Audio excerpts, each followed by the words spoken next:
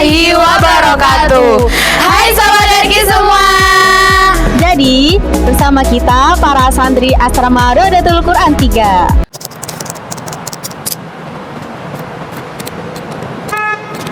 Hai, perkenalkan nama saya Alifian Rafiqah sebagai panitia pelaksana Roto Event Maulid Nabi Muhammad Sallallahu Alaihi Wasallam. Hai, nama saya Niken Baji Sekti, sebagai panitia pelaksana Roto Event Maulid Nabi Muhammad Sallallahu Alaihi Wasallam. Hai, perkenalkan nama saya Janun Arifah selaku penanggung jawab keseluruhan Roto Event yang ada di Asrama Rodatul Quran 3. Hai, saya Mirna Naurasyada sebagai panitia pelaksana Roto Event Hari Santri Nasional.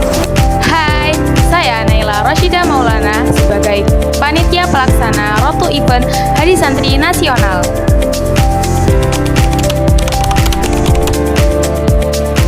Jadi kami dari panitia Roto Event Maulid Nabi mengusung tema meneladani sifat Rasulullah SAW dalam kehidupan sehari-hari. Jadi susunan acaranya itu acaranya itu 1 bulan. Jadi acaranya itu kayak Mbak Fia, lomba-lomba gitu ya Mbak Fia?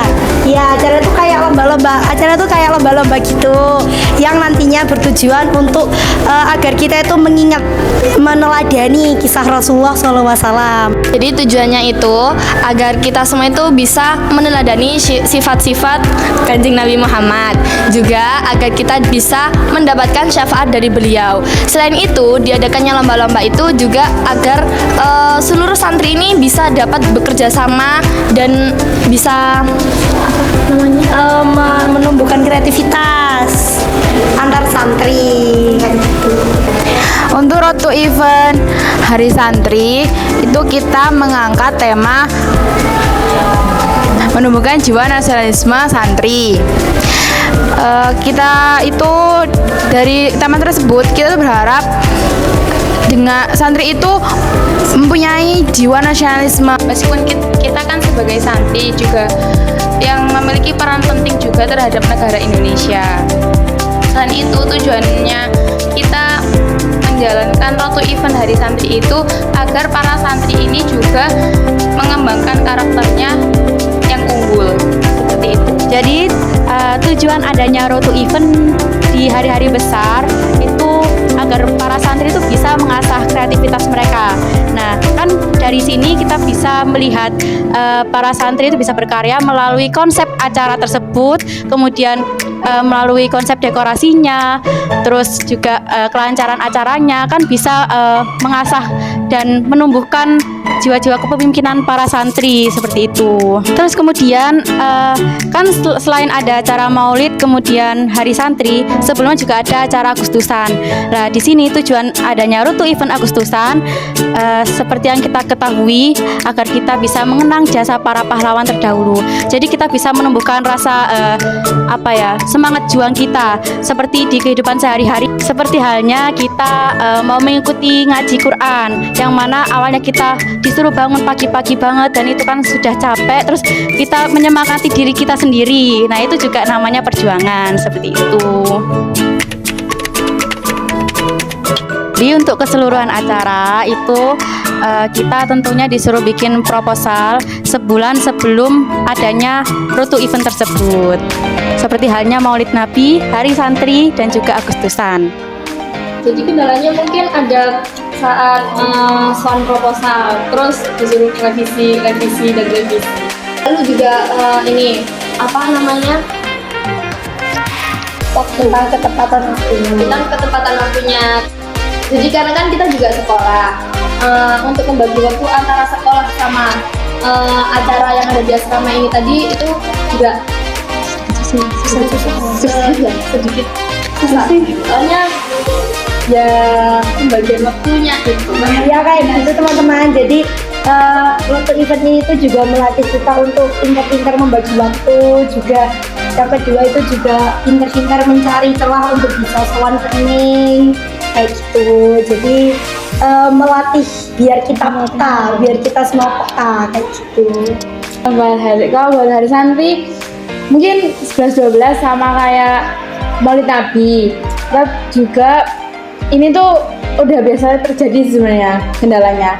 itu miskom itu pasti ada. Jadi adanya Rotu Event itu juga bisa bantu kita gimana caranya nanti waktu hari H acaranya tuh kita nggak miskom dan menjaga acara itu tetap berjalan dengan waktu yang tepat.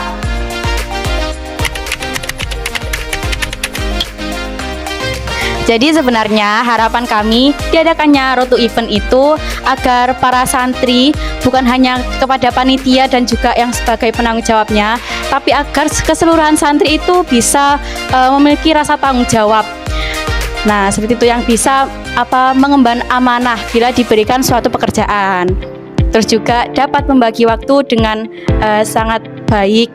Jadi tambahan untuk bajihan. Jadi harapannya itu agar kita semua itu juga bisa mengerti sifat-sifat dari teman-teman kita sendiri, agar kita nantinya bisa menampung aspirasi mereka biar tidak terjadi pertengkaran kayak gitu. Terus bisa Mbak Jihari? Kayak memanfaatkan kegiatan ini untuk masa depan. Yang mana jadi kalau di masa depan kita berorganisasi di universitas atau di sekolah-sekolah yang selanjutnya yang akan kita kunjungi itu, jadi kita lebih gampang dan sudah mengerti tentang bagaimana perjalanannya yang seharusnya ada lomba-lomba itu seperti apa. Terus habis itu acara kayak penampilan, talk show, kemudian menyiapkan keseluruhan dekorasi acaranya dengan megah dan meriah itu seperti apa, seperti itu kita sudah mengetahui, kan? Ya, pokoknya Rotu Event ini itu bertujuan sebagai bekal kita di masa depan gitu. Ya, benar. Menurut saya, ketika menjadi panitia ini, yang saya dapatkan itu bisa melatih keorganisasian, bisa melatih tanggung jawab saya, dan bagaimana caranya saya bisa membagi waktu antara menjadi panitia dan kegiatan pribadi saya sendiri. Untuk saya pribadi, sama bisa menumbuhkan jiwa pemimpinan, justru melatih gimana kita menguasai Microsoft Word dengan baik dan benar. Karena kalau kita mau bikin proposal terus gak bisa menguasai Microsoft Word itu sangat-sangat susah. Habis itu gimana kita membuat skala prioritas kita, mana yang harus diduluin, mana yang dia emang penting tapi nggak urgent. Kadang biasanya orang itu mikirnya itu penting tapi nggak urgent, jadinya dikerjain duluan. Mending kita bikin mana yang penting dan urgent duluan, itu yang dikerjakan. Terus itu ini juga bermanfaat buat masa depan saya, dimana nanti saya bisa terjun ke masyarakat dan bisa menjalankan, mungkin saya kalau misal saya jadi panitia di lain hari. Jadi manfaat untuk menjadi panitia menurut pribadi, jadi saya tuh bisa lebih belajar untuk bersosialisasi, yang mana awalnya saya tuh pendiam jadi lebih aktif karena mengurusi Rotu Event yang ada di asrama. Nah, kemudian kita juga bisa belajar merancang anggaran dana itu seperti apa, terus kemudian merancang keseluruhan acara dari awal hingga akhir, kemudian detail-detailnya yang diperlukan itu apa, itu juga harus bisa mengatur dengan baik dan benar. Terus juga membuat proposal dari segi latar belakang itu yang benar-benar harus diperhatikan, seperti itu. Kalau dari saya sih lebih ke membuat kita itu tahu apa sih yang membuat mereka itu setiap Rotu Event itu apa sih yang membuat mereka itu semangat mereka itu menggebu-gebu gitu loh. Lomba apa sih yang membuat mereka itu mau ikut dan mau antusias kayak gitu. Terus kita tuh juga belajar gimana sih cara menyusun acara yang tidak mengganggu sekolah dan tidak mengganggu kegiatan asrama. Itu sih poinnya. Jadi kalau menurut saya pribadi, saya jadi bisa mengatur keuangan untuk acara. Saya kan kan saya kan nggak suka ya kalau menghitung gitu. Nah, disuruh pegang uang untuk sebuah acara itu kayak wah gimana sih? Satu keistimewaan. Cara untuk membagi uang untuk membeli hadiah, membeli konsumsi, terus buat dekorasi. Nah, itu gimana? Terus habis itu juga jadi belajar untuk mencari konsumsi yang sekiranya santri-santri ini senang dan murah juga enak dan terjangkau. Nah, seperti yang kita ketahui, kita nggak boleh ya bawa uang di asrama. Nah, benar sekali. Nah, kita juga harus pintar-pintar mencari makanan yang sekiranya itu murah, enak, dan itu bisa cocok buat anak-anak. Nah, tapi juga menyehatkan. Iya. Kan soalnya kita di asrama ini tidak boleh makan yang micin-micin, Iya. berbumbu pedas. Nah, itu. Juga untuk ini hadiah yang memang buat mereka tuh wah, senang banget kita ini habis lomba, terus hadiahnya kayak gini. Lah, itu. Tentunya juga bermanfaat kan? Nah, itu benar sekali. Hari Jadi dengan kepanitiaan ini tuh kita juga bisa caranya memikirkan dekorasi apa ya yang unik, yang menarik. Jadi anak-anak itu mikirnya, dekorasinya menarik banget, terus unik banget. Kayaknya ini acaranya seru. Habis itu juga dekorasinya itu yang hemat biaya.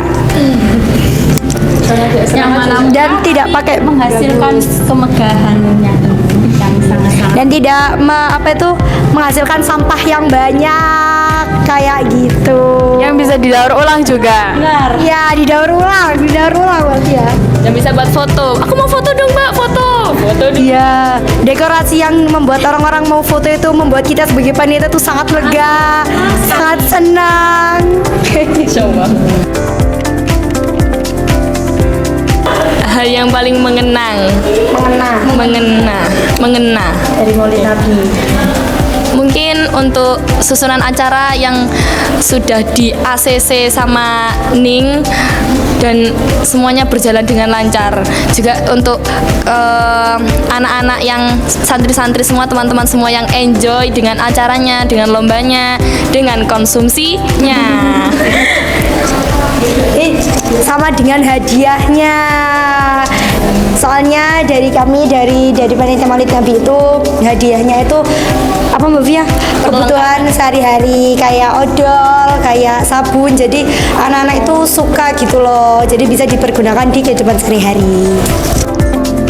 Hal yang paling melekat itu ya waktu ketika kita udah merancang kegiatan, sudah membuat proposal, tapi ternyata tidak di ACC oleh pengasuh, dan itu peringatan dari pengasuh dan dahu-dahu dari pengasuh itu sangat melekat banget dan sangat mengenang. Ya tentu aja, karena namanya setiap orang itu kan pandangannya berbeda-beda.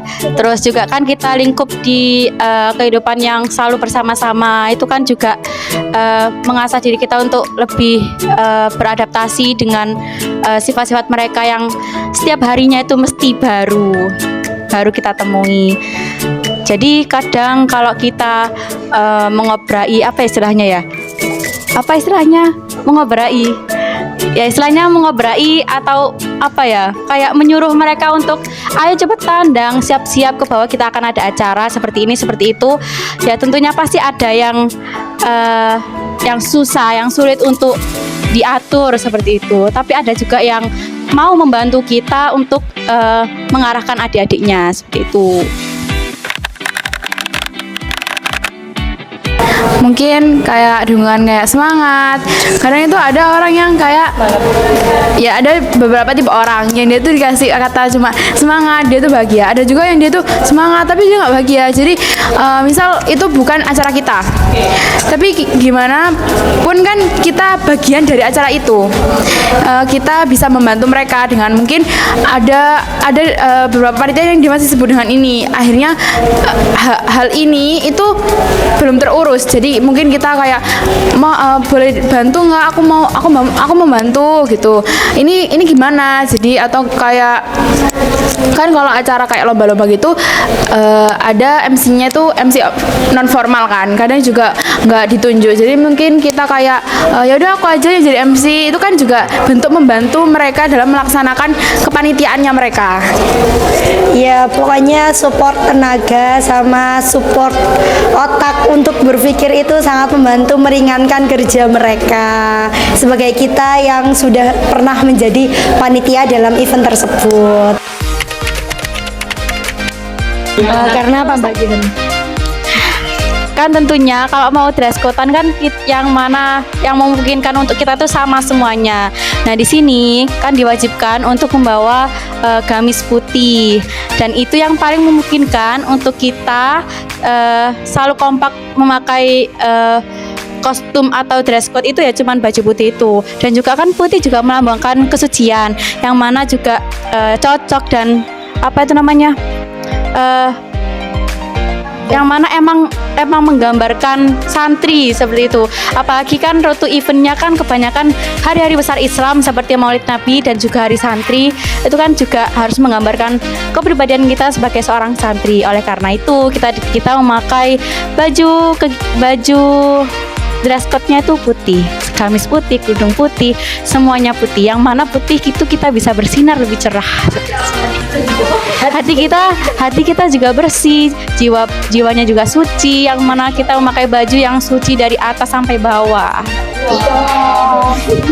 Awalnya nggak nyaman, tapi karena udah kebiasaan jadi ya udah biasa. Banyak mos itu, habis itu Isra Mi'raj, Maulid Nabi, Hari Santri. Ya pokoknya pintar-pintar membagi waktu untuk cuci baju dan mengeringkannya. Itu sih teknik-teknik yang mencoba kami kuasai. Tapi biasanya anak RQ itu lebih punya baju putihnya itu lebih dari 1, kadang 2 sampai 3. Teknik meminjam bajunya itu harus diasah lagi. Ya mungkin aja kita bisa pinjam bajunya tapi kerudungnya kita punya sendiri atau nggak gitu kita bisa pinjam dua-duanya tapi di orang yang berbeda, yaitu teknik pinjam meminjam. Ya teknik pinjam meminjam. Jadi pesan dari saya itu event boleh, sibuk boleh, tapi tetap ingat kepada Allah dan beribadah. Masya Allah. Terus juga untuk sobat RQ yang ada di rumah, jangan takut untuk mondok. Mondok itu seru. Mondok itu kalau nggak mondok kalian tuh nggak akan tahu bagaimana cara menghadapi sifat orang-orang yang berbeda. Terus mempunyai banyak teman dari berbagai daerah, cara berbahasa yang halus dan benar. Iya Mbak Niken? Jadi dari saya sama kayak Mbak Via, boleh event itu dilaksanakan dengan susunan acara yang berbagai macam, tapi tetap sebelum kegiatan kebersihan itu harus dijaga. Karena apa? An-nadhafatu minal iman. Kebersihan adalah sebagian dari iman. Jadi untuk sobat RQ di rumah, semoga kalian nanti bisa melatih jiwa-jiwa kepemimpinan kalian dengan mengikuti banyak event-event menjadi panitia kayak gini. Apalagi kalau kalian bisa terjun di dunia pondok yang harus membagi waktu kayak gitu. Terima kasih. Jadi pondok itu nggak semenakutkan itu guys, dan nggak strict itu. Ya tergantung pondoknya. Cuman itu dibuat seru aja, dibuat enjoy aja. Lama-lama juga pasti terbiasa. Awal-awal emang nggak nyaman, nggak ini dengan lingkungan baru, tapi lama-lama itu juga bakal nyaman. Nanti kalau udah lama itu pasti nanti ngelakuin pondok terus.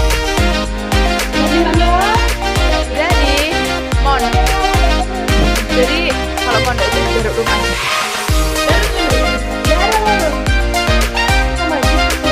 Pondok itu seru. Darul Ulum itu istiqomah. Jadi untuk sobat RQ semua, jadi untuk sobat RQ yang ada di rumah, saksikan terus event-event yang ada di Asrama Rodatul Quran 3. Nah, mungkin dari kita kalian semua bisa tertarik untuk mondok, terus harus di Darul Ulum, mungkin bisa tertarik untuk menjadi pribadi yang lebih baik dengan jalan menjadi santri di sebuah pondok pesantren dimanapun itu. Pasti kalian akan jadi orang sukses. Amin. Oke, jadi mungkin kita bisa jargon dulu dia. Oke. Darul Ulum Istiqomah. RQ 3 Allahu Akbar, RQ bisa. Jadi terima kasih untuk Sobat RQ yang sudah menyaksikan obrolan kita mengenai Road to Event yang ada di Asrama Rodatul Quran 3. Mungkin dengan harapan kalian Sobat RQ yang berada di rumah bisa mengambil manfaat dan juga mengamalkan informasi-informasi yang telah kita sampaikan di rumah kalian atau dimanapun kalian berada. Seperti itu. Jadi dari kami para santri Asrama Rodatul Quran 3, jangan lupa like, komen, Dan subscribe. Wassalamualaikum warahmatullahi